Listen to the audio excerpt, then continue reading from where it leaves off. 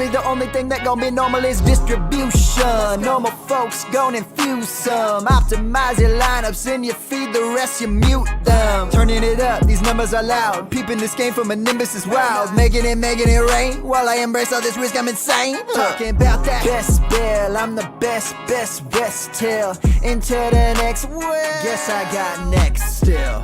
Best bill, I'm the best till into the next world.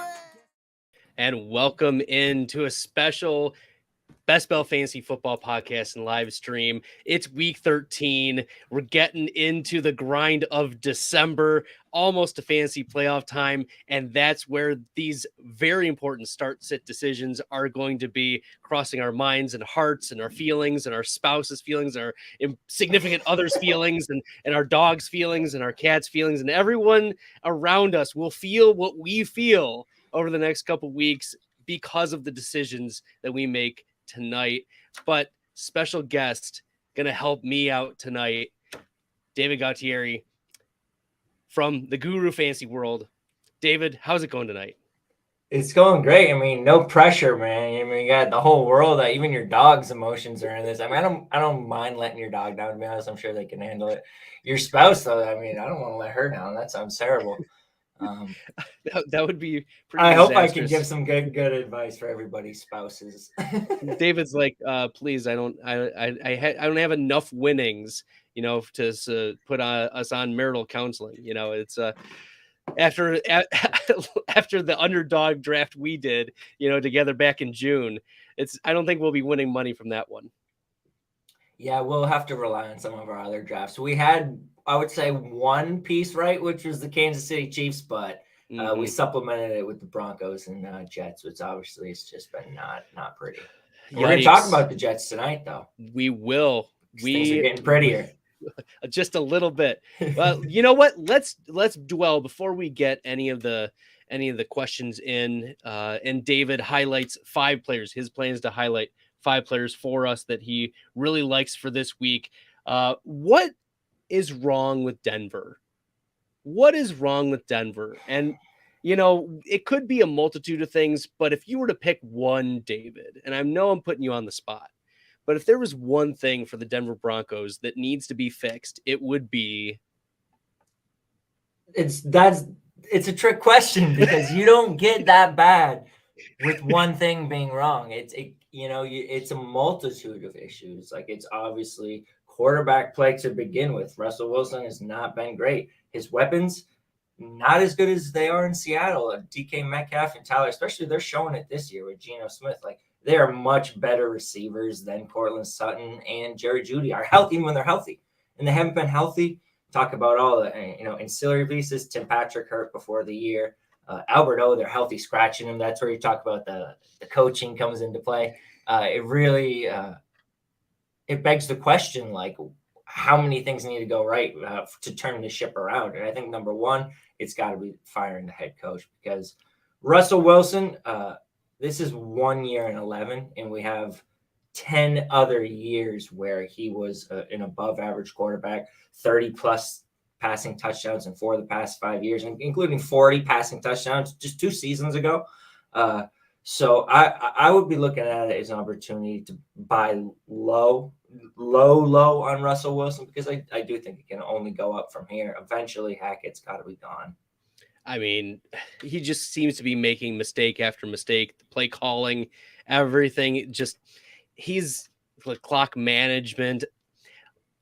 Yeah, it's been a disaster, and I still don't understand why Albert Kuagbunam is not getting some snaps and how quickly he fell out of favor with his coaching staff. And I do think, obviously, Greg Dulcich has at this point proven that he's a good player. He's earned the right to be a starter. And even if we're putting him aside, just looking at the backups they're involving, Albert O has flashed in his first 2 years. He's been one of the top 5 in efficiency on yards per route run. Like, he's just done a lot with very little. And he's just a freak athlete. He's someone they can utilize as a receiving type tight end, especially when you have those wide receiver injuries. And it just doesn't make any sense for him to not even be on the active game day roster. I mean, Greg Dulcich, you said he's been good. I mean, he had 3 decent games at the start, like he was the tight end 5, or let me update it here. The tight end 9, 12, and 8 in fantasy points. But over the last 3 since the bye week, tight end 34, tight end 17, and tight end 41, like he was the worst graded PFF receiving grade tight end that was qualified over the last 3 weeks. Like I think Albert O deserves to get a few more snaps now. I wouldn't look too much into that overall because he's doing, if you look at the larger sample as a rookie year, Dulcich is doing just fine in like all the categories. Like he's commanding a decent enough target share. He's doing it down the field. And a couple of things, he had a touchdown taken off the board to a penalty. There was another deep play, which you can't count almost points, obviously, but the touchdown was there. It was taken off the penalty. So I think he's another kind of victim of the situation. I like what Greg Dulcich shows, especially in Dynasty. I would be trying to buy low on him.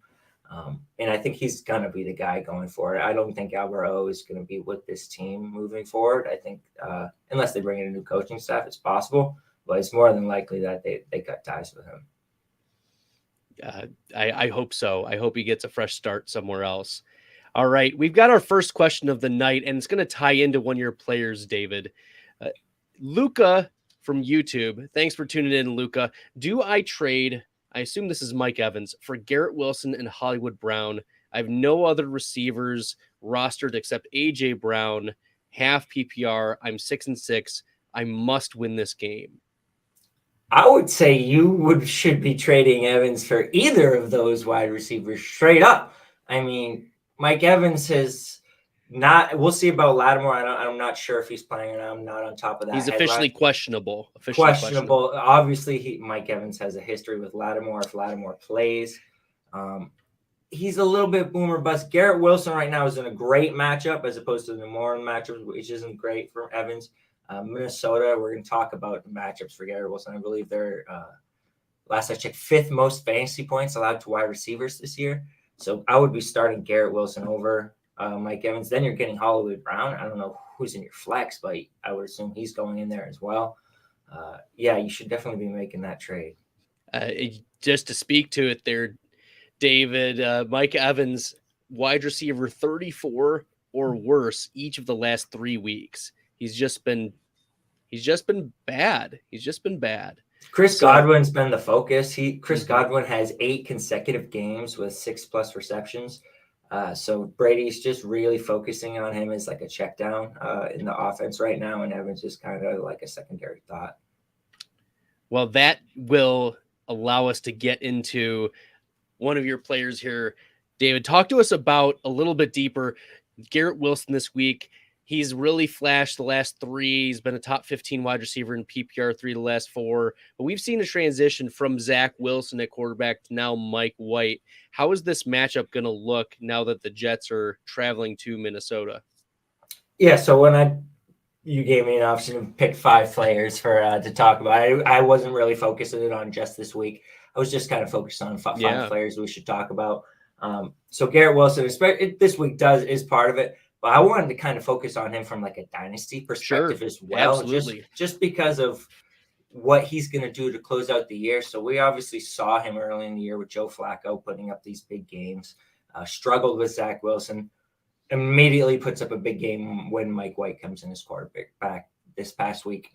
And I think this is a really good time. It could be the last opportunity you have to be getting these kind of trade down deals to Garrett Wilson, where I would be looking to move big pieces. I'm talking like A.J. Brown, Jalen Waddle, CeeDee Lamb. If you can trade a CeeDee Lamb in a 2024 2 for a Garrett Wilson in a 2024 1, I'm probably taking Garrett Wilson in the 2024 1. And it's nothing against these other stud wide receivers, but in order to understand like why we should be high on Garrett Wilson moving forward, we have to like look back at where he came from.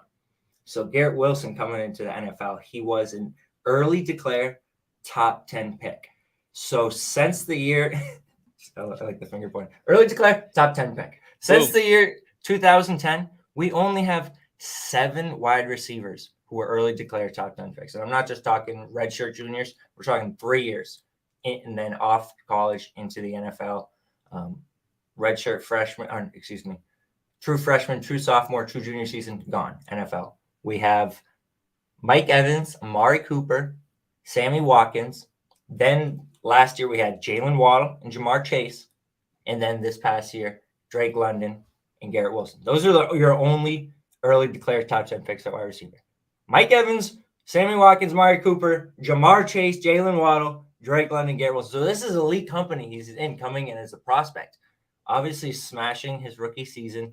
We talk about the schedule, not just this week. It's got Minnesota 5th most fantasy points allowed. Next week, Buffalo 8th most. Detroit after that 4th most. Jacksonville 9th most after that. That's 4 games in a row. All green like matchups. And Seattle, to close out the fantasy playoffs, that could be very interesting.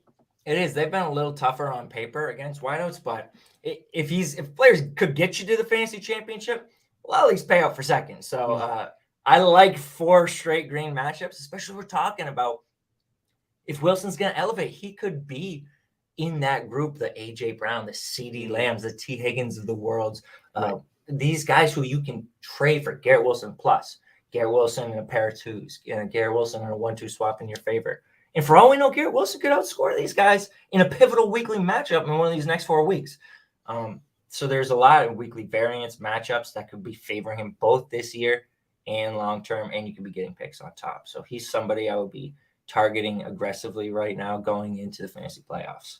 Oh, you're speaking to me. You're speaking to me right now. It's I have Garrett Wilson right now at wide receiver 12 for this week. I feel like his consensus right now, let me pull that up. This is according to Fantasy Pros half PPR. His consensus has jumped from wide receiver 19 yesterday to wide receiver 16. So it seems like the consensus is moving up. Are you going Jalen Waddle, T. Higgins, Chris Godwin? Is that the right tier for Garrett Wilson, or does he need to be above that tier moving forward? Are you talking just for this week, or are you talking about rest of season, I would suppose. In redraft or just in a redraft? Just format? Redraft for right now, yeah. I wouldn't put him quite in that Jalen Waddle tier. No, I mean, the offense is just a lot more stable in Miami. We don't have a large sample on Mike White yet. But yeah, around Godwin or close to it, yeah. Okay. How confident are you that Mike White is going to be the starter 2023? Day 123, I would say if you're putting a percentage less than on 50%. Okay. Not confident. I wouldn't rule it out just because number one, he has flashed the ability to have big games. In his second start last year, and he was a rookie last year, he was 37 of 45, 405 yards, 3 touchdowns. He did have 2 picks. But that's a big 37 of 45 for 405, 3 tutties in your second start. That's something you take note of. He was, I believe, injured in the next game.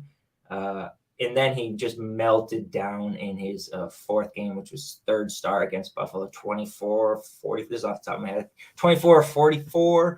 I don't remember the yards, but 0 touchdowns, 4 picks. So he just melted down. So he could be it almost kind of reminds you like Ryan Fitzpatrick.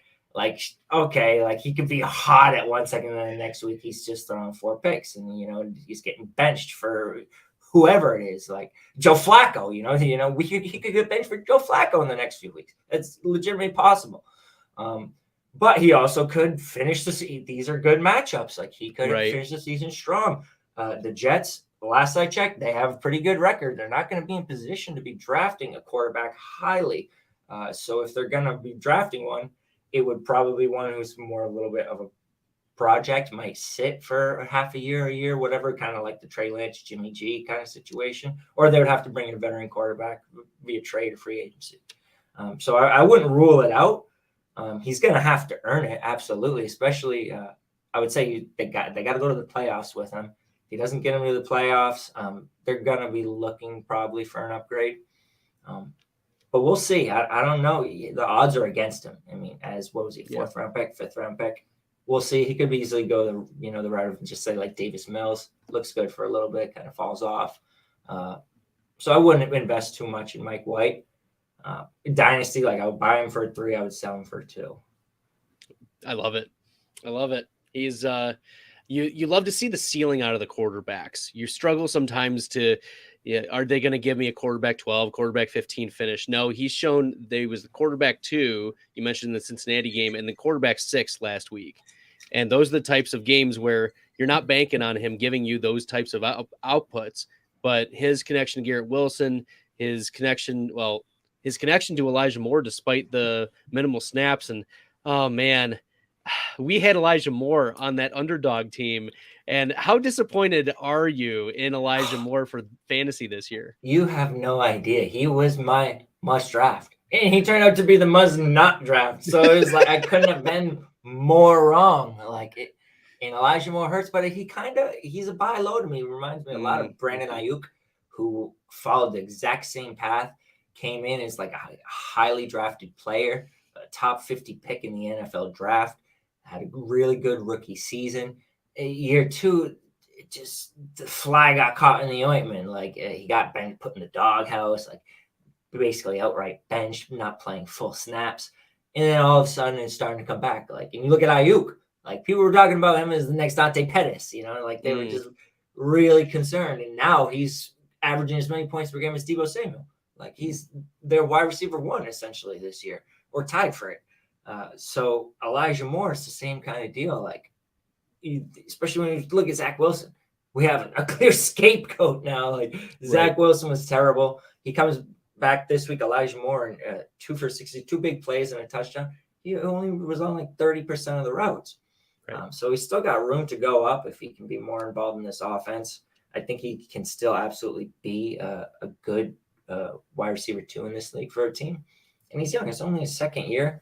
And it's not like Darius Slayton kind of rookie season where it's like he wasn't a good prospect and then he came in, had a good rookie year, and like Elijah second Moore year was was an bad. Amazing prospect. He was a great prospect, like checked all the boxes. He was an early declare, like he was highly productive in college, great athlete, highly drafted in the NFL draft. So it's like checking all these indicators. Good, great rookie year. Then we just stumbled a little bit year 2. And Darius Slayton didn't actually even turn out to be that bad. He's playing surprisingly decently right now too. So I like Elijah Moore as a buy low in Dynasty. We'll see about redraft. You got to be a little frisky to be putting him in your lineup until we see the route share go up. That is pretty frisky. I agree with you. Elijah Moore, though, I was able to get for Romeo Doubs pretty much straight up. I love that. Love that. So if you can do something similar, or even do some pick swapping too to ensure that happens, I think that's a move that our listeners and viewers can make. We've got a lot of questions in the chat. We'll try to hit them some rapid fire here, David, and then we'll see if we can hit on the Detroit game, because there are some Detroit questions in here, and I know there are a few players you want to profile from there. But first, thy joke's on you from Twitch. David Montgomery, Rachaad White, Jamal Williams, or Jeff Wilson in full PPR. Okay, I think the question, we'll posit it this way: does Leonard Fournette play? And if so, how are we valuing Rachaad White? I think you got to be valuing Rachaad White ahead of Fournette right now. I think Fournette's going to be playing, though, last I checked. I don't even know if we saw the injury report. That's tricky. Dave Fields, it looks like, is going to play as well, and they're probably not going to want him to get hurt. So Montgomery's going to get, I would say, probably the biggest workload out of these players. Jeff Wilson, that's a good Miami offense. He's getting high touches. Jamal Williams seems like is a bet for a touchdown every week. I think White is probably the one with the most question marks, despite the fact he's got the highest ceiling. So I'm probably benching White for one of these other guys. And I think David Montgomery is your guaranteed workload. He went 15 of 122, had 2 receptions for 14 yards last time that they played Green Bay. And Green Bay may be returning some of their defensive players, but this is also a Green Bay offense that has been up and down as of late. So this is not the same. This is in Chicago as well, as opposed to being in Green Bay week 2. So I would probably go with David Montgomery if I really needed it. Yeah. So there we go. Thy joke's on you. Luca, real quick. Derrick Henry flexed with Walker and Etienne and AJ Brown. I think he's following up from his trade question. Oh, okay, yeah. Yeah. So Yeah, you're making that trade. You're sending away Mike Evans for sure. Bye. See ya. Sayonara. David Montgomery, we answered the Joker already. B-dubs, should I pick up Dobbins? Other running backs, CMC, Lenny, White, C-Pat, would have to drop Tony, DPJ. I think you can drop one of those bench receivers just because if we see Dobbins come back and have a health game, you might want to start him. Lenny and White, they could turn into kind of cannibalizing. It's possible. Patterson, I think you're starting him for sure, like over Dobbins till further notice. But I'd be fine dropping Tony or Peoples-Jones. We'll see what happens with Peoples-Jones and Watson. He could see an uptick, but I don't know if he's got like any sort of crazy high upside as they settle in. I think it could take a few games. Yeah, and in particular, this game with Cordarrelle Patterson, the Atlanta offensive line is projected to outplay significantly the Pittsburgh defensive line. It's also a home game for Atlanta, and that's where Cordarrelle has hit his ceiling this year. He's averaged 15 fantasy points and half PPR in his home games. So you have to like Cordarrelle Patterson this week. I would fire him up as a running back too, pretty confidently. And then we'll do one more, and then we'll get into the Detroit game. Actually, this one and the next one, because they both talk about the same player here, David. Pick one: DeAndre Swift, Rashad White, Cortland Sutton, Samaje Perine, DPJ, Jamison Williams. And I think the answer is pretty obvious, yeah? I think it's got to be Perine if Mixon's out. I think it does. I mean, and DeAndre Swift is in consideration. It'd be between Perine and Swift for me. Jamison Williams, you're not putting him in your lineup first game back. Nope. Absolutely not. It'd be nice to watch him, see if he gets some snaps, but we're just watching for now, monitoring. We're not putting him in the lineup. But Perine, man, I love Swift. They're just not giving him the touches. They're talking him up. Deuce Staley finally said something nice about him for once. But until then, talk is cheap. So they're giving all the goal line touches to Jamal Williams. It is a good matchup against Jacksonville. I do think Swift has a decently high floor because he catches passes on a weekly basis. They do get him touches around the goal line when it's outside of the 5. Williams getting everything like inside of the 5. But around like the 10 to 20, like they're getting Swift involved as well. So he's a decent bet for a touchdown. But Perine's going to handle like all of the volume if Mixon is out there. You're going to give him true workhorse treatment, and volume is king. I think he's a bet for touchdown, just as many receptions, probably more yardage than Swift. Yeah, Samaje Perine last week, 24 opportunities against Tennessee, got the touchdown. He finished as the running back 10 and a half PPR. That's a tough matchup against Tennessee. Yeah, for sure. And still finished top 10. That was volume based, though. It wasn't like he was super efficient or anything like that. We don't have official word on Joe Mixon yet, but if we're like reading the tea leaves, I don't think Mixon plays. Yeah, from what I've seen from a couple of the fantasy doctors I follow on Twitter, like Jeff Miller, like he's not predicting Mixon to play. So I would lean against it. I do have DeAndre Swift pretty high this week. He missed getting into the end zone by 1 or 2 yards twice in the Thanksgiving. I said I'm taking a nap. I think that was the turkey. But, I'm going to eat some turkey. I'm going to be wallow in my sadness that Swift did not get the touchdowns. And he still finished as the running back 35 last week, despite all of like the lack of touches, even though he in week 12, it was his second most opportunities of the season, even like week 2 when he was the running back 4. He had 5 carries in week 12, but he had 8 targets in this Buffalo game. I don't think he'll get that many in the Jacksonville game, but I wonder if they will sprinkle him in a little bit more running the ball. I'm hoping so. Yeah, he was on my list of players I wanted to talk about because I think he is a buy target in Dynasty because the price is getting really, really low. And it almost feels like, if you were catching a falling knife, you've already caught it. Like now, if you're buying from somebody else, he's at a low point right now. Like he's looked at as almost the backup to Jamal Williams, not valued that way, but at least in utilization. Like he's almost like a talented backup, right? Almost like in a Tony Pollard type usage. But he's still averaging a decent amount of points. He's averaging more points per game as Jamal Williams backup than Dameon Pierce is averaging this year as a starter. So I think you could trade Dameon Pierce for DeAndre Swift in Dynasty. You might even be able to get a plus on top, like a 2-3 swap in your favor. So I think he's someone you can pivot into from these other running backs. Like if you want to take a Ramondre and sell him for DeAndre Swift plus a 2023 too.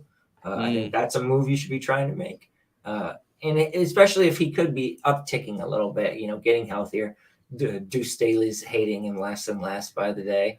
I think he could finish the season as a high-end RB2 over these last few weeks. So I would be looking to pivot into him. I saw someone else say that they traded Jonathan Taylor for Swift in the top 3 2023 first. I think that's a good trade as well, especially talk about, what a quarterback like Bryce Young or CJ Stroud could be valued as in this 2023 class, like very closely to a JT.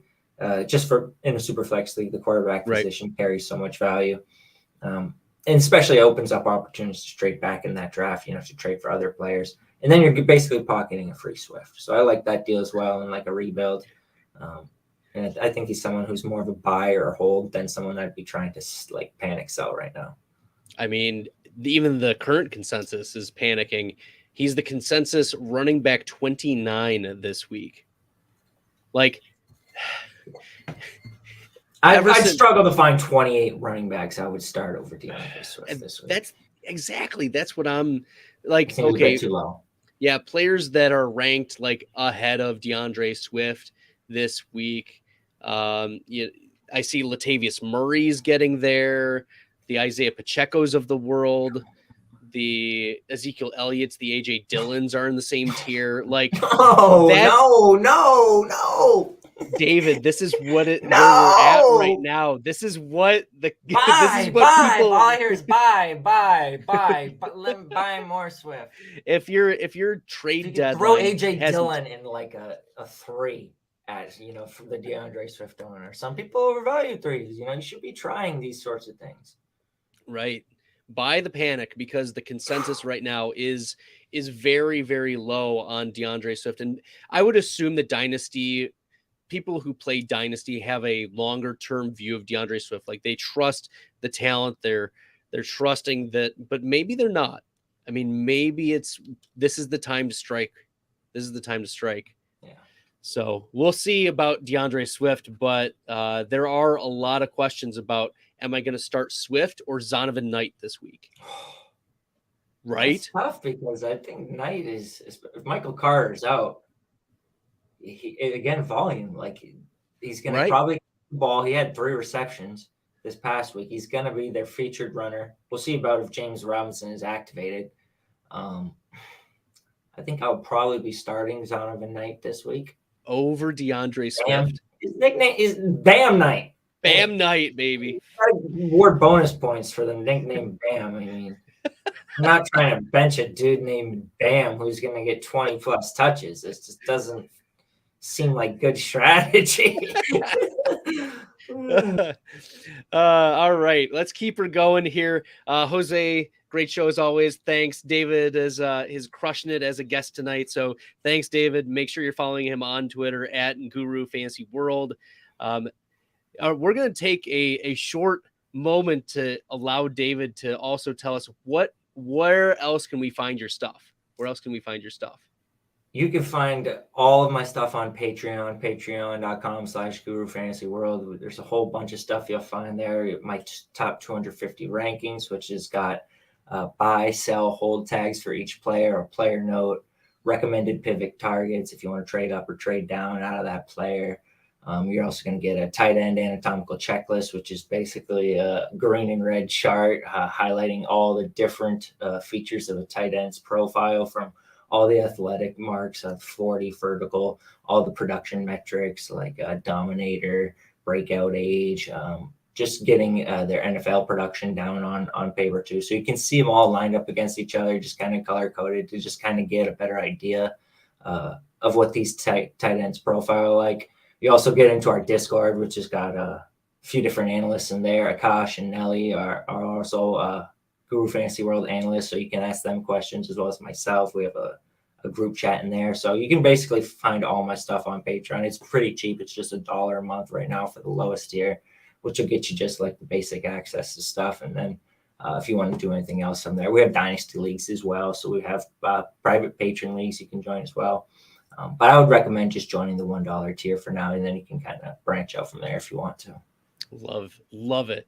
Dynasty is a whole different beast too. It's short and long term, because if you're not trying to win in Dynasty right now, are you trying? Like, it depends, because the worst place to be is in the middle. And if you're trying but you're not going to get there, you need to try. Yeah, you probably need to try to lose, and at least for a year, and just focus 1 year. on moves that are gonna take your value from now to the future, so you're not having value lost on a wasted season. Absolutely. Let's keep her moving. We got a few more questions, then we'll get to another player that David wants to highlight for week 13 and beyond. Adam from YouTube, start one at the flex, Mac Hollins, or I think that's Rachaad White. I think Rachaad White is probably as good for a bet for as many receptions as Mac Hollins just on receiving volume alone. At less efficiency and not as high yards per reception, but he could produce Mac Hollins just on receptions the way Tom Brady dumps the ball down and checks the ball down. What do you have, 9 receptions last week? 9 receptions, 9 targets. Even with Fournette healthy, active, you got to be starting the running back, I think, here over Mac Hollins. Hollins has not been a consistent enough option to be relied upon. Yeah, let me pull up Mac Hollins here in the rankings, because it's been a pretty consolidated Vegas Raiders target share. It's been Devontae Adams, it's been Josh Jacobs, who's been one of the biggest surprises this year. But then Mac Hollins right now is the consensus wide receiver 43 on Fantasy Pros. And he's had 1, 2, 3 finishes in the top 26 so far this year. I mean, he had the wide receiver 2 finish against Tennessee, where he went like 8 for 158 and a touchdown. So, but it's been a while. I think White is the best bet to give you something. Like in this week's, especially, like, you need the wins. Like, it can really hurt you to be getting a player who gets you like 1 or 2 points. And like just completely goose eggs you. And I'm a lot more concerned about Mac Hollins goose egging me than I am about Rachaad White right now. For sure. I agree with that. Gunnar Boy from YouTube, full PPR, half point per carry. You have to sit 2, so get rid of 2 of these. Brian Robinson, DeAndre Swift, Rachaad White, Olave, and Kamara. We're firing up Olave this week, right? Man, Kamara. I really struggle with sitting Kamara. Like, Kamara he's been cold, but he's not been getting the carries. He's gotten single-digit carries 3 of the last 4 weeks. But if I ask you which one of these players goes for 30+ points this week, which player? It's Olave or Kamara? Like the Olave ceiling, or I mean 30+. Like, you're only getting that out of a Kamara type guy like Brian Robinson. Kamara's only had 1 game this year where he's scored a touchdown. It tells me he's due for regression. Against Tampa, who gives up the fewest receiving yards to running backs. Man, he is playing Tampa. That's a tough one. I really struggle with sitting Kamara. Like, right, but I think I'm sitting Kamara, and I think I'm sitting Brian. Of course, he didn't play against Tampa earlier this year. Antonio Gibson is I think he's expected to miss, right? He's questionable. I'm not sure about Antonio Gibson. Yeah, he was questionable. Yes, he's officially questionable. It's against the Giants. Let's see here. He has a foot injury. He did return to practice on Friday after missing Thursday. He's on the right side of questionable, but I think Olave is. I'm definitely starting Olave out of absolutely. Like, it just comes down to which running back am I pairing with him. I don't know. I struggle. Well, we're sitting two of them, so I would sit Kamara, and I think I would sit Brian Robinson. Yeah, I'm on board with Olave. I think we're agreeing Olave and Swift are probably going to be in that lineup there. Yeah, and then we're Rachaad just White to split on the last one. Rachaad White or Kamara. Like, it's Kamara in a bad matchup, and I guess he's dinged up. It looks like on the injury report, or White in a not great matchup in a committee. Like, I think I'm still going Kamara. I mean, okay, I'm a start your stud kind of guy. Like, if they have a good, I don't know if he's a stud anymore. That's the thing. Oh, it's like, just so tough because he can go off at any point. In season long, he's still up there with the league leaders in points per game season long. Like, he had a stretch 26, 18, 17 for like 4. Like, he was going off, and even his receiving numbers, even in the down games, are consistent. He doesn't have a game since week 3 with less than 3 receptions. So he's still gonna catch passes. He had 2 fumbles this past week. I mean, it just seems like Tampa gives up the third fewest fantasy points to the running back position, and the Tampa Bay Buccaneers have a PFF projected 32% run block advantage over the New Orleans Saints offensive line. I'm not putting Robinson or Rachaad White in my lineup. I couldn't click the buttons. I couldn't do it. Okay. We'll keep it going. Faster pace this time. Gooner Boy pick 2, Geno, Goff, or Fields. I think it's Fields and Geno, right? Yeah. All right. ETN, White, Pacheco, Mixon, or Gus. Start 3. Not Gus. Yeah. Pacheco, I mean, we'll see. He's just not really getting any receiving work at all. So he's basically like he's going to get you 50 to 80 yards and maybe a touchdown. I mean, we're probably going to have to start Pacheco if Mixon's out, right? Pacheco versus White is tricky. I don't know that I feel like I have to start Pacheco over White. Definitely starting ETN if he's active. Yeah. It's between White. I mean, Mixon, if he's active, you're obviously starting him as well. So it would be ETN and Mixon, and then it would be between Pacheco and White for me. But definitely not Gus. Not Gus. Last one from Gooner Boy. Who'd you start? Mixon? I think we answered that one already. Or I guess we're throwing in Miles Sanders now. Chaos bomb, Miles Sanders. I think obviously Mixon, if he's active, you're starting. Then Sanders, you're starting him. Yep. Okay. All right. We're going to peel off the Band-Aid here, David. The biggest question for week 13. And I've posted like 4 videos on the YouTube channel about this. I have received 50 plus comments on the different videos. It's been my most viewed set of videos just this week. And this has to do with questions about starting Lamar or starting Deshaun Watson. And my general take is that from a fantasy perspective, he's a back-end quarterback, one that has a lot of rust, hasn't played in 700 days, but also we've seen week to week quarterback 1 overall upside. And moral issues aside, we're going to get the questions of who are we starting over Deshaun Watson this week? I'm not too concerned about the rust factor. Like, he is going to be having gone over a full season now without full season and a half, basically, without playing a game.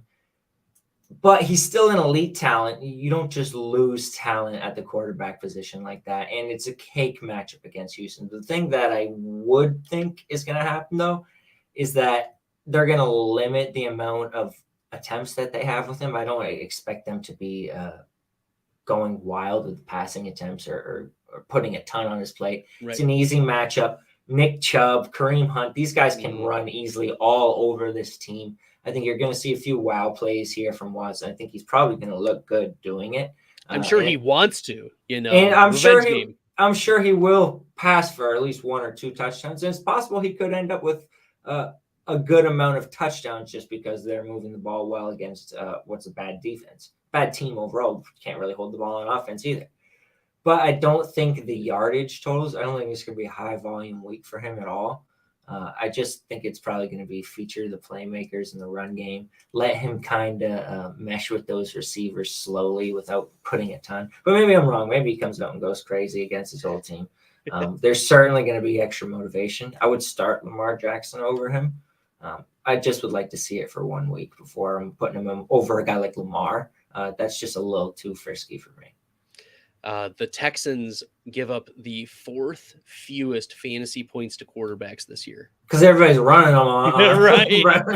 Right. They give up the most running back points. They give up like some of the fewest fantasy points to wide receivers. It's, as you mentioned, this is a Nick Chubb, Kareem Hunt game script, I think. Why would you have Deshaun Watson throw the ball more than 25 times? Yeah, you want him to look good, especially like everybody wants to tear your organization down, your team down. You got a lot of pressure from, and rightfully so, Deshaun Watson, certified creep.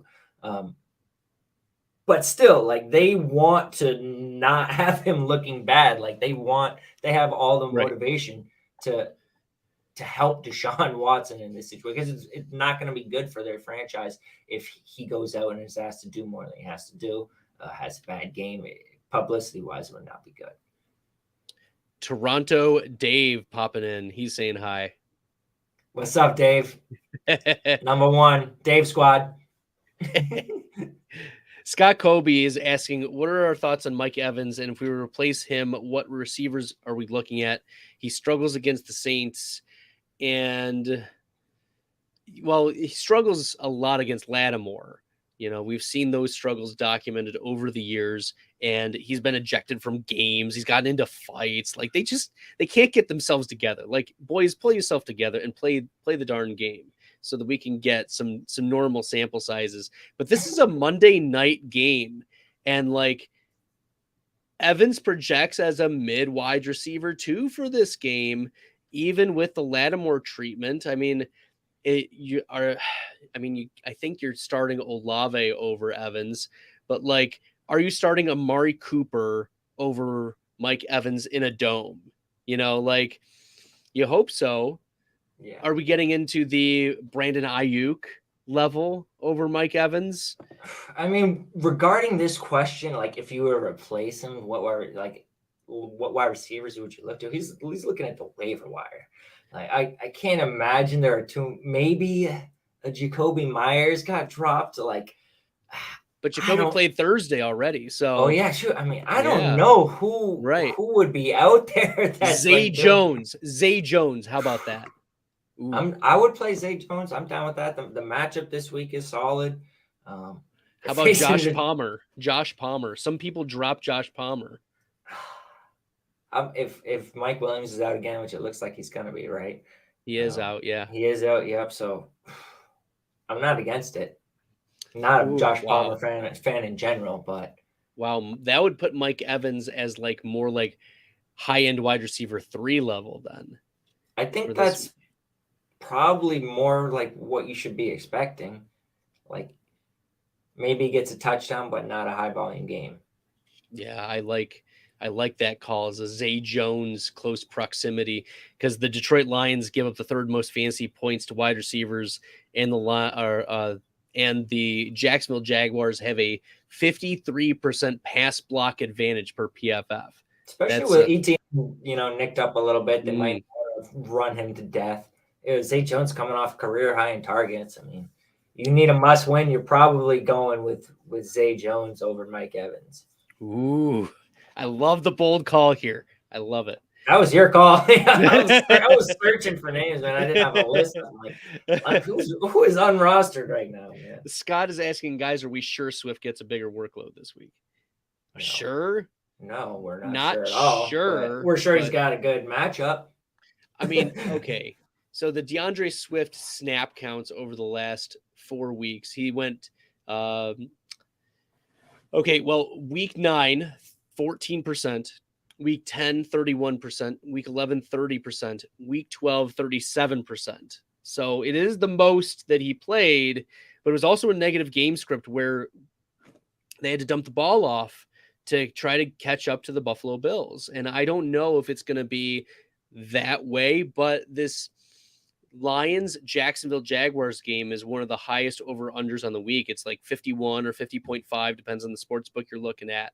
But you have to wonder if this is another access point to Swift. I don't know if it's the workload that's going to get there, but maybe it's the game total that could get there. The touches have gone up in 4 straight weeks, not many touches, but 5 to 7 to 8 to 9 touches. So he is slowly like trending up. So you're telling me he can get double-digit touches this week?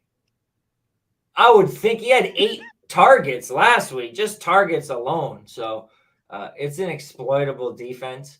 It could be a high-scoring matchup. We talk about on the other side. We just talked about Zay Jones. We think this Jacksonville offense is probably going to score a good amount of points against Detroit. It could be a negative game script for them again as well. I would hope he gets double-digit touches, at least 10 to 12 touches, probably a touchdown. Yeah, we got some Bam love in the comments. Let's go. We've got a question from Gooner Boy. Bam Knight or Dameon Pierce, half PPR?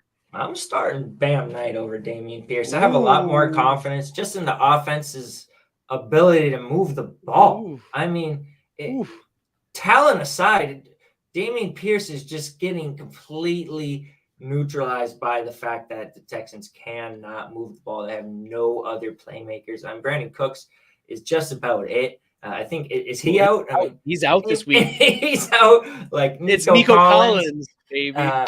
I'm sorry, Nico Collins, truthers. Like, I was once you, but that's not what it is. Like Nico Collins is just a guy. They have nobody. They have nobody on this team. They have no quarterback play. It's going straight downhill. Like I would say easily start.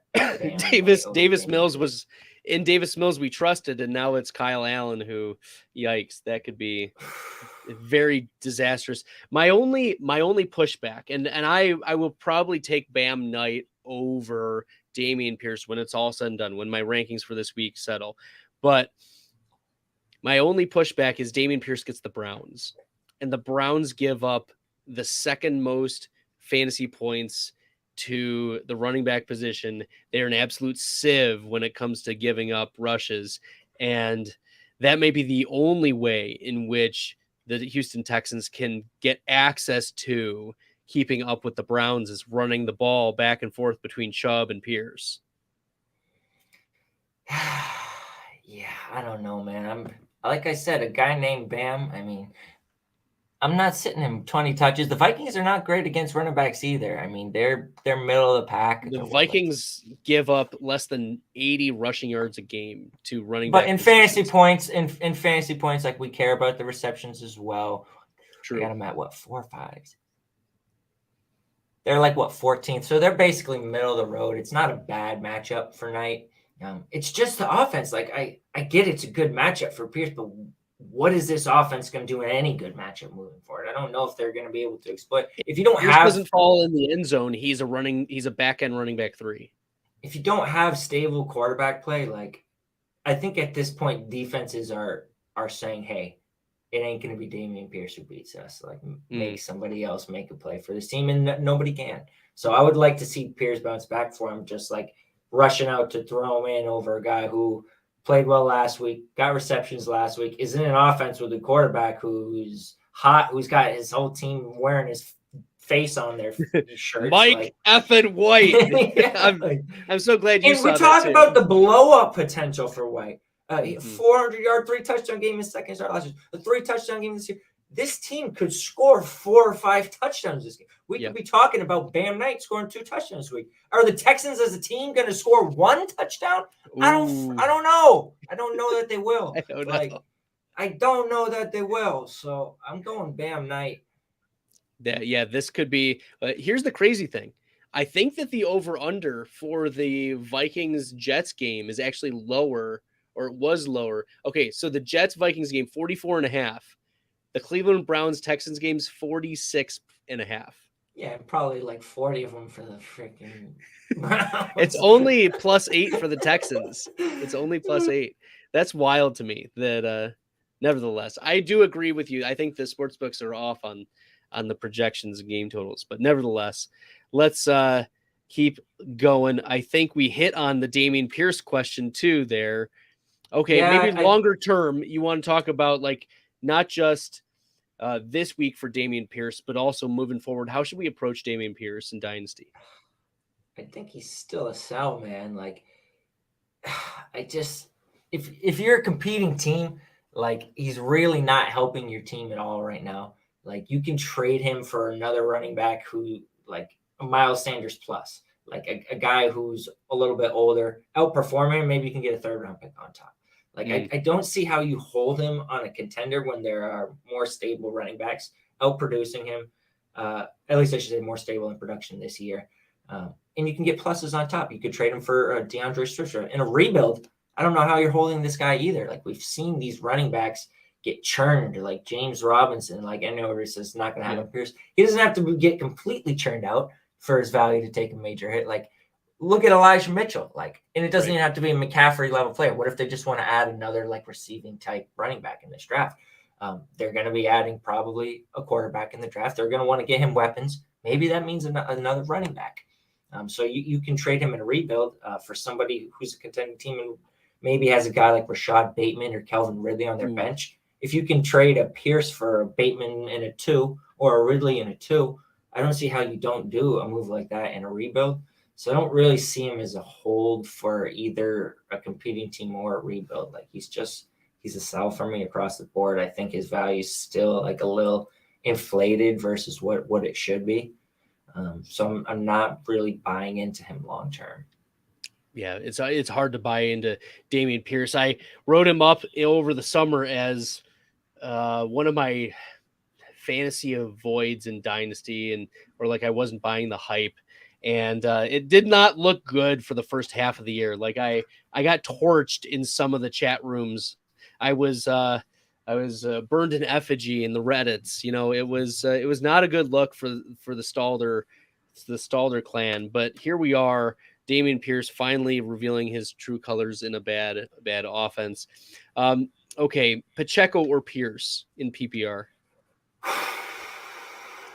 That's a tougher one for me because, like you said, like he does have a good matchup. Pacheco, like the problem is there's no receiving work. There's none. Like right. And in a full PPR league, that's going to limit his upside. Cincinnati, we'll see. I don't love starting. I would probably go Pierce. I don't love either of those options. I'll probably flip a coin. Yeah, I think said the way he's solving tiebreakers this week is whichever player was born closer to the equator. Isaiah Pacheco is coming off of 3 straight games with at least 15 carries, at least 69 rushing yards. Nice.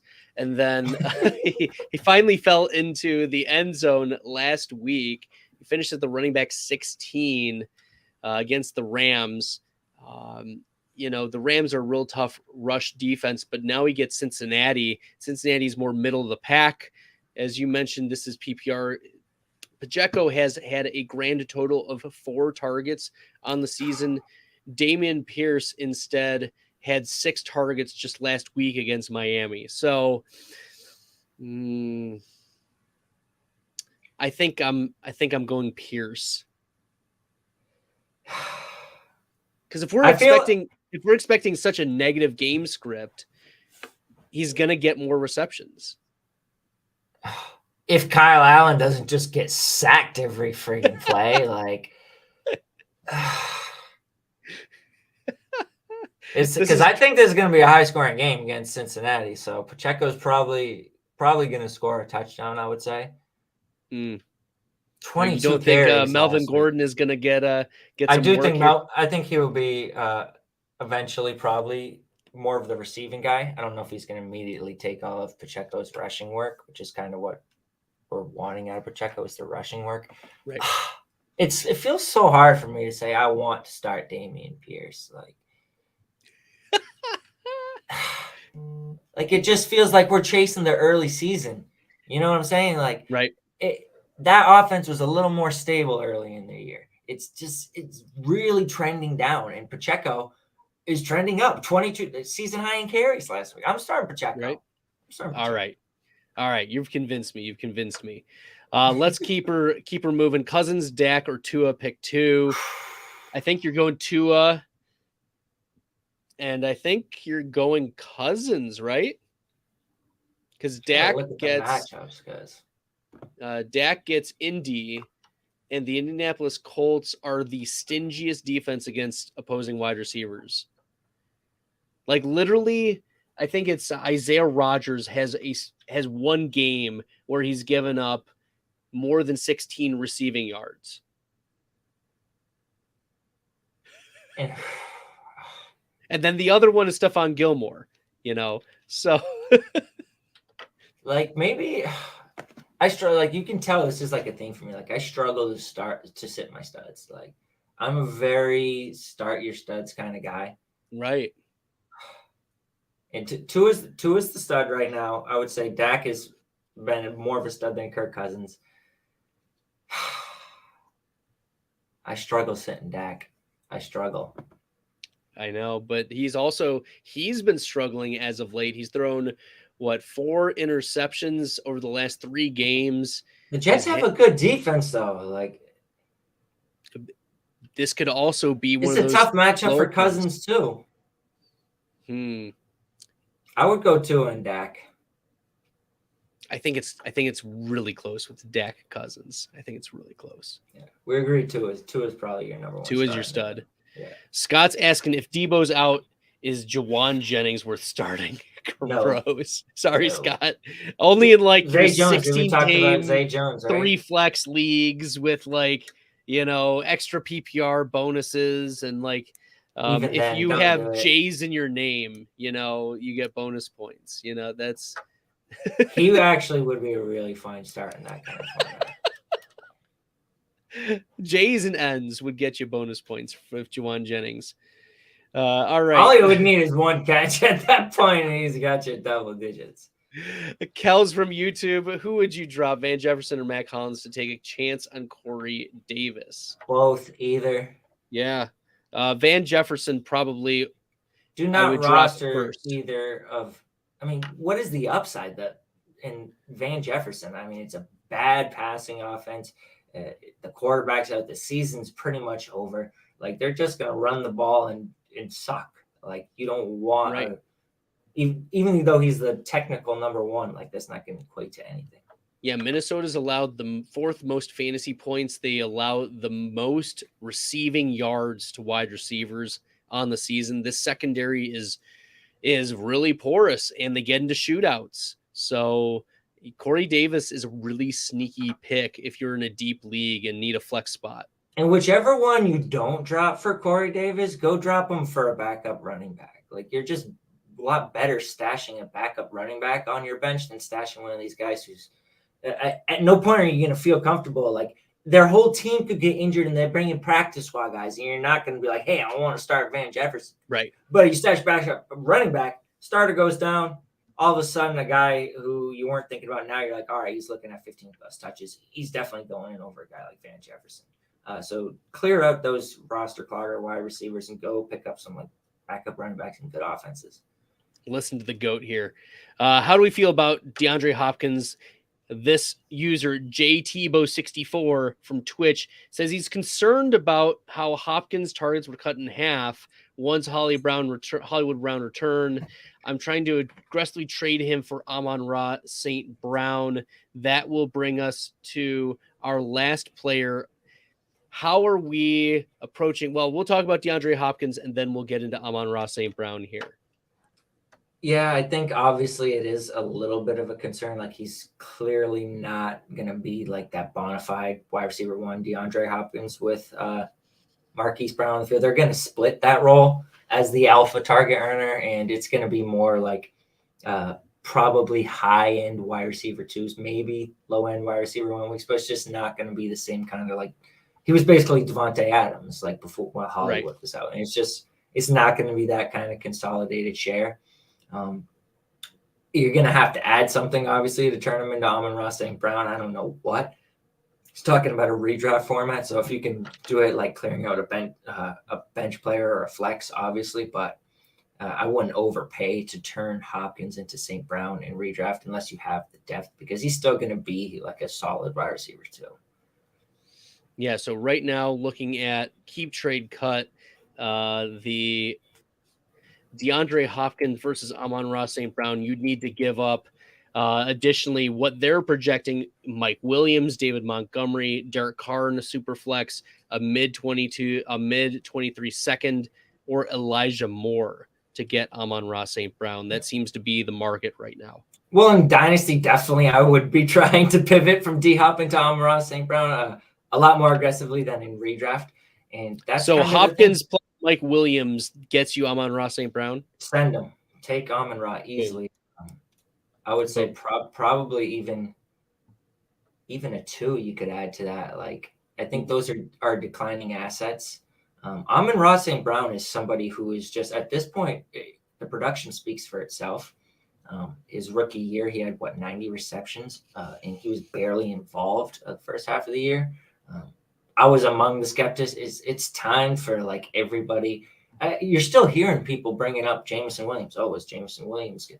If Jameson Williams is a good enough player to steal targets, he's also a good enough player for them to throw the ball more. They're only 21st in passing attempts. So it's a lot more likely that he just earns targets and they throw the ball if he's that good than him taking away from a role that it doesn't overlap with Amon-Ra. Yeah, he's going to take the targets from Khalif Raymond and DJ Chark. He's not going to take him away from Amon-Ra, especially with TJ Hawkinson no longer on the Detroit Lions. So I agree with you. I wrote an article for Fantasy Data last January, February, and it was like dynasty sells. And one of my dynasty sells was Amon-Ra, because I didn't believe that the Detroit Lions would keep him in that role, that they would, I assume that they would sign like a Juju Smith-Schuster or something like that they would also aggressively get like an alpha wide receiver. But based on what they did in free agency, they signed DJ Chark. So that kept, the slot pretty clear for Amon-Ra. And then they drafted a top tier outside wide receiver who was recovering from an ACL, who was not going to impact the target shares at all of Amon-Ra. Once they did those moves in the offseason by May, I changed my tune on Amon-Ra. He was one of my biggest buys, one of my biggest pivots this past offseason, based on what information the Lions were giving us. They trusted Amon-Ra. They went out of their way to make sure that the players they added weren't going to interfere with his role. Yep. And you look at just how consistent it is on a weekly basis. He doesn't have a healthy game. He had a couple injuries early in the year. He doesn't have a healthy game with less than 9 targets since week 12 of his rookie season. Like, we're talking 10. Well, I'm going to read these game lines to you. The healthy games: 10 for 86, a touchdown on 12 targets; 8 for 73 on 12; 8 for 90, a touchdown on 11; 9 for 91, 1 on 11; 8 for 111, 1 on 11; 8 for 109, 1 on 10. That was just last year. Then we talk about this year. Started like crazy hot again. 8 for 64, 1 on 12; 9 for 116, 2 on 12; 6 for 73, 9, and he was hurt. Came back, had a 4 for 18, 6, missed a little more time against New England, hurt his ankle. The past 5 games: 7 for 69 on 10 targets; 4 for 59, 5 on 9 targets; 10 for 119 on 11; 7 for 76 on 8; 9 for 122 and a touchdown on 10 targets. It's just consistent every week, above 10 fantasy points, above 9 targets. Like, he at this point is averaging more points per game in his second season than AJ Brown, CeeDee Lamb, and T. Higgins are averaging in their third and fourth. Go look at Fantasy Pros leaderboard, points per game. You're going to see Amon-Ra up above these guys in his second season, and he is valued below them. So if you can trade a CeeDee Lamb or AJ Brown, a Jalen Waddle, a T. Higgins for Amon-Ra St. Brown, and like a future 1-2 swap in your favor, one of those guys in a 2 for Amon-Ra and a 1, you're taking that 1 every day and running with it. You're getting better production than a handful of these guys, most of them. So he's somebody I would definitely be looking to buy, sell these other names who have that name power. AJ Brown, Jalen Waddle, CeeDee Lamb. People will give you Amon-Ra and a little bit more than they should based on what they're actually getting in a point per game downgrade. So he's someone I would be targeting aggressively while there's still like a window, and while there's still kind of that question mark of Jameson Williams and what exactly it's going to equate to. I think Amon-Ra St. Brown is a proven stud at this point. And you can still buy into him by selling some of these other names and getting some value on top. David just dropping knowledge on us. I love it.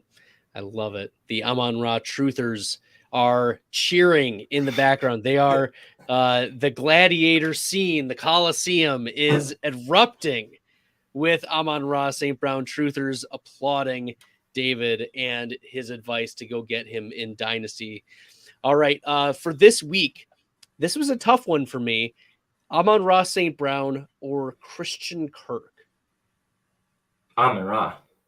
That's not tough for me. There are only a handful of wide receivers I would start over Amon-Ra St. Brown. So he's in the below the tier of the Adams, Tyreek Hill, Diggs, Jefferson, but is he in the same tier as CeeDee Lamb? He's outscoring CeeDee Lamb in point per game. How could he not be in the same tier? He's outscoring him. He's in the same tier at a higher notch. Oof. In redraft, the CeeDee Lamb truthers are not liking you right now. In redraft, I would take Amon-Ra over CeeDee Lamb if I could just pick one of them for the rest of the season. I would take Amon-Ra. I love it. I love it. I love it. This is great. This is quality content, everyone. Amazing. I don't think that should be a hot take to take the guy who's scoring more points. It isn't. But there's so much name power to CeeDee Lamb. Like, you are upsetting fan bases by speaking the truth here. And it's nothing against CeeDee Lamb. CeeDee Lamb is a stud in his own right. But especially, if you in a dynasty league, you can trade him for Amon-Ra St. Brown and a random 2. I would take that, and that's like the bare minimum. You could get more than that. You might be able to pull off a 1 even. That's what I said, a 1-2 swap. You could get probably a pair of 2s. Even if you had to give a CD and a pair of 3s for Amon-Ra and a pair of 2s. Like, I'm taking Amon-Ra and the 2s, and I'm happy that I went from a stud wideout to a stud wideout, and now I have some more draft capital. All right, let's keep her rolling. We got lots of comments. We're going to rapid fire a few of them. And by rapid fire, I mean really rapid fire. But first, before we do, make sure you are putting your comments in and making sure you're hitting that red subscribe button, especially if you're new to the Best Bell Fantasy Football YouTube channel. Guest David Gautieri dropping some redraft and dynasty knowledge on us tonight. It's been a pleasure so far. I know we've kept you way over time, but let's just really quickly get through a few more of these. Let's see, Pittman or Sutton this week? Pittman, that Denver, you're not starting dumpster fire Denver players unless you're in absolute desperation mode. Pittman's clear start there. Yeah. Half PPR, Barkley, ETN, Kamara, Pittman, Olave. Pick a running back and then pick flex play. Barkley and Olave? It's between Pittman and Olave, I would say. ETN has got a little bit of an injury question mark. Like, I don't know if I'm starting him over one of these stud wideouts who's healthy. I'm going Olave more confidently. I'm bolstering you, David. We're definitely going with Saquon, though. Yes. Mac Hollins or Jerry Jeudy? Is Jeudy going to be active? He's... Man, why is Mac Hollins in so many questions? Why do so many people have Mac Hollins on their roster? Am I missing something? I gotta look up Mac Hollins, man. Devontae Adams is Adams gonna be out? He's planning to play. I haven't heard. Is he hurt? I mean, what am I missing with Mac Hollins, man? Man, oh man. But Jerry Jeudy's probably going to be out. If it's only between those two, you're probably starting Mac Hollins. I guess I guess I am slandering Mac Hollins. I'm looking up the game logs now. Yeah, not too bad. It's not as bad as I thought. Yeah, he's. I guess there's a blind spot for me, huh? All right. Darren Mac Waller Hollins and too. Hunter. Like, that's why we have Mac Hollins. They came out. They flocked out to see you, David. God. All right. Kels said, I already played Ramondre. Who'd you start? Swift, White, or Pierce? Swift. Yep. The Amon-Ra user wants D-Hop and Burrow and would offer Amon-Ra, Herbert, and Swift. Yeah. Why haven't you already smashed that? You're taking Amon-Ra.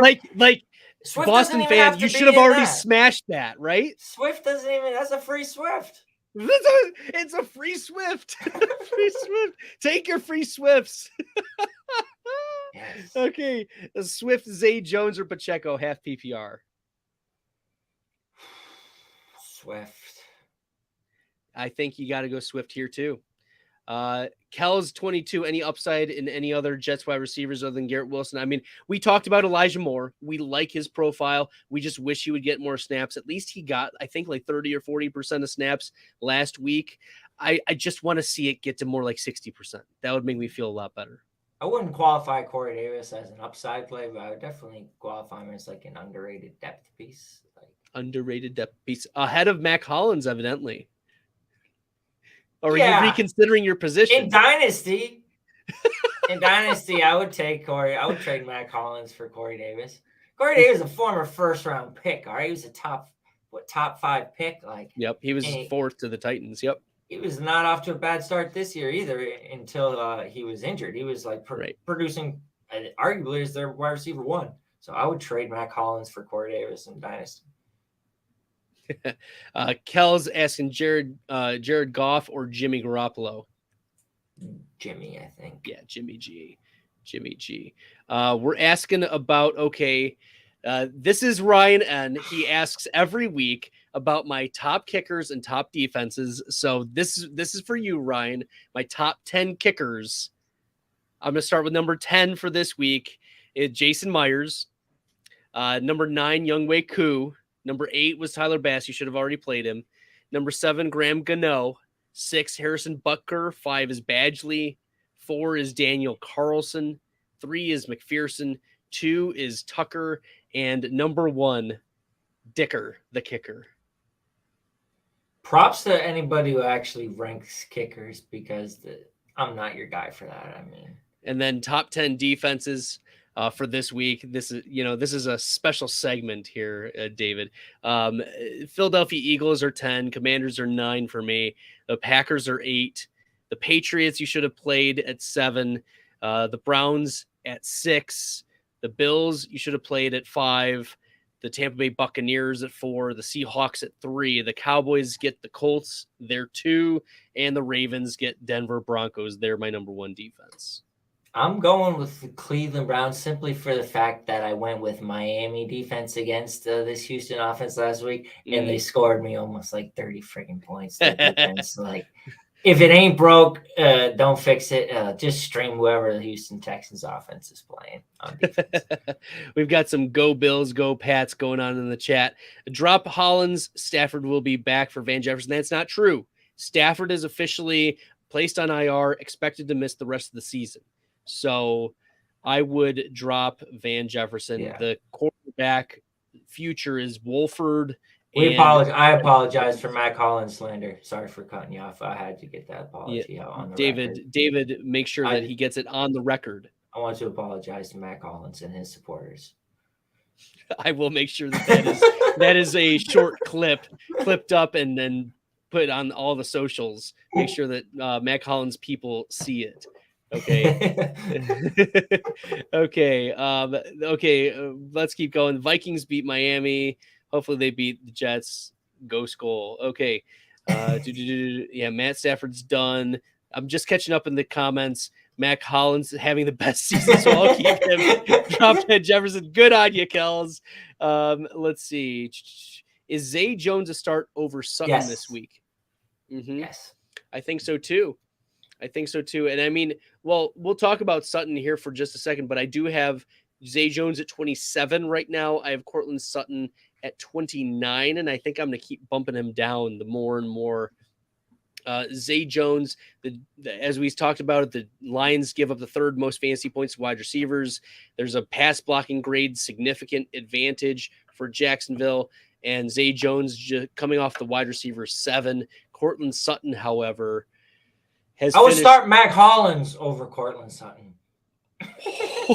All right, that is full circle. That is an insincere apology. That is an insincere apology to the Mac. It's the truth. I would because Cortland Sutton, that team is going downhill. Like, look at, again, it's kind of like the Dameon Pierce thing. Like, I feel like if you're starting Cortland Sutton. Cortland Sutton has 3 straight games with 66 receiving yards and at least 7 targets and at least 5 receptions. He's had 10 or more fantasy points in half PPR each of the last 3 games. He just has not gotten into the end zone.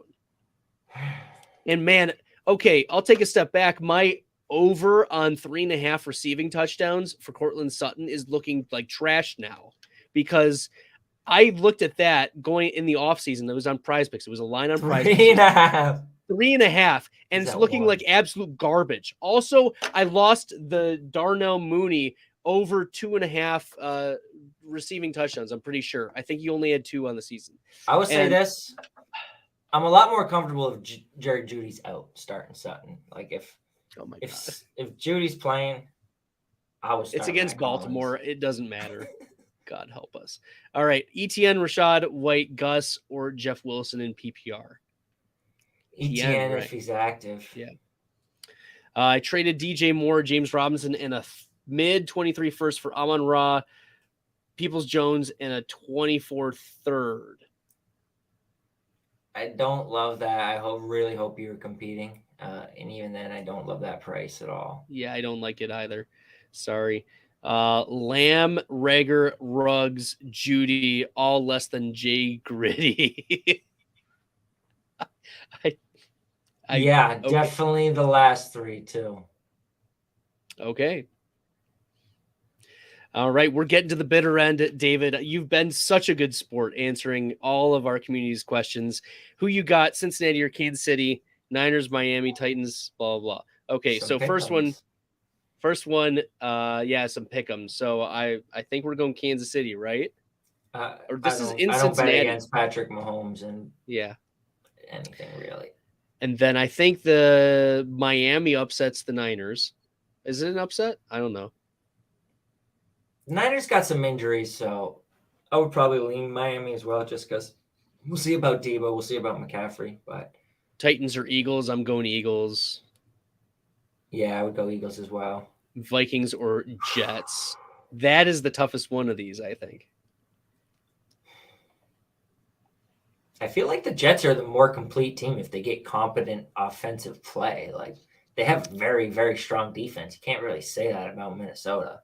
Comes down to Mike White. Yeah, I say let's go with the Jets. Mike White's hot, you know. The team is feeling it right now. White hot, baby. He's white hot. Yeah. Did we just come up with that? That was clever. Thanks. Do we start Justin Fields tomorrow? Do we start Lazard tomorrow? I think you're starting Fields in most formats, but Lazard, you're probably not. I mean, these are really hard questions to answer without comparative options. I mean, Lazard, the last 3 weeks, has finished no better than the wide receiver 39. He finishes wide receiver 79 last week. And it's clear that Christian Watson is the number 1 red zone, end zone player. It's also that I think this is a deep cut. You want a sleeper pick for someone to boom. It's going to be Randall Cobb this week. You'd rather start Cobb than Lazard. No, but if you're looking for a sleeper deep, I'm in a 16-team league and my bench, my 18 IR spots are filled up and I need a pulse. Randall Cobb has a really juicy matchup against the slot corner for Chicago, who's given up a lot of fantasy points. Cobb has 73 yards or a touchdown in 3 straight games. So, yeah. Randall Cobb. I like it. I'm not high on Alan Lazard, so I like how we have nothing good to say about him. Let's keep it that way. Amari Cooper, Godwin, White, Debo. One wide receiver, one flex. You're starting Cooper and Godwin. I mean, those guys are scorching hot. And you're not playing Debo. Is Debo playing Debo? Or the 49ers playing Debo? Yeah. He's highly questionable. So, yikes. Yeah. And Zay Jones, Pacheco, or Sutton? Half PPR. I think you're going Zay Jones. I would start Zay Jones. Yeah. Okay. So, and then Drunk Squidward just wanted to follow up. He is competing. I still don't think it's a great. I still don't think it's a great trade, but yeah, DJ Moore, man. I mean, that's a lot to give up. I mean, a mid-23 first. That's a heavily valuable piece. It is. It is. All right. Well, it's reached the end. David, we did it. Happy marathon completion. You made it through the Best Bell Fantasy Football podcast and live stream with the best community out here. Make sure if you're new to the live stream, you're hitting that subscribe button on YouTube. You're checking it out on Twitch, wherever you are. Give it the likes, thumbs up. I appreciate all of it. David, you've been a superstar for a guest for tonight.